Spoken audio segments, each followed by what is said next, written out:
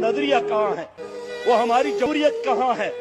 ورنہ اگر یہاں جمہوریت ہوتی اسپیکر صاحب تو میں آپ سے پوچھنا چاہتا ہوں کہ کیوں ہمارے شہروں میں ہمارے بچے گندگی کے ڈھیر میں رزق تلاش کرنے پر مجبور ہے؟ کیوں کچھ بڑوں کے کتے روز مکھن کھاتے ہیں؟ کیوں لوگ خودکشی کرنے پر مجبور ہے؟